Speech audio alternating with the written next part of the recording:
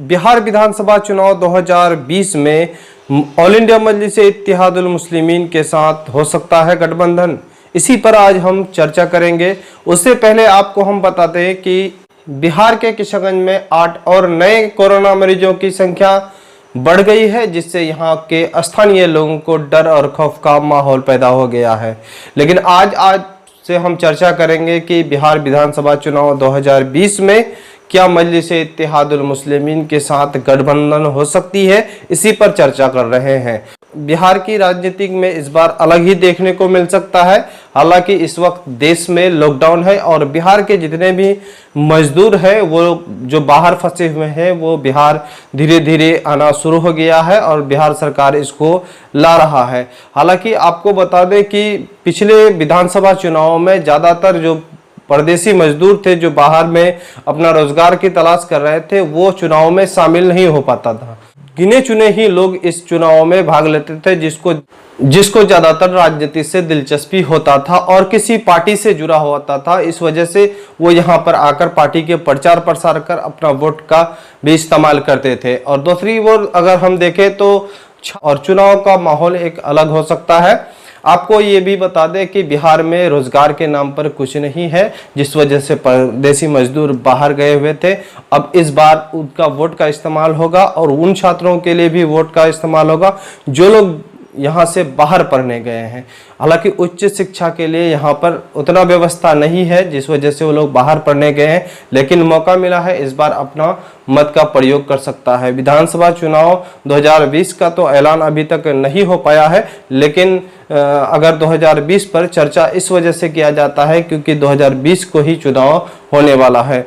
ऐसे में मजलिस-ए-इत्तेहादुल मुस्लिमीन एक पार्टी है जिस पर हम चर्चा कर रहे हैं। वो मजलिस-ए-इत्तेहादुल मुस्लिमीन पार्टी जैसे सीमांचल में इनका राजनीतिक शुरुआत है और लगातार कई वर्षों से सीमांचल में ही काम करता रहा और यहाँ पर सियासी बेदारी लोगों के अंदर आया। कई दफ़ा इनको हार का सामना करना पड़ा, लेकिन विधानसभा उपचुनाव में किशनगंज से विधानसभा जीत हुई। हालांकि लोकसभा में भी इनका प्रत्याशी तीसरे स्थान आया, लेकिन वोट का जो प्रतिशत है वो बढ़ा, जिससे ये है कि मजलिस-ए-इत्तेहादुल मुस्लिमीन को सीमांचल में एक जागरूकता जो लाए लोगों के अंदर और यहाँ पर सियासी बेदारी भी किया तो उनका जो असर देखने लगा है।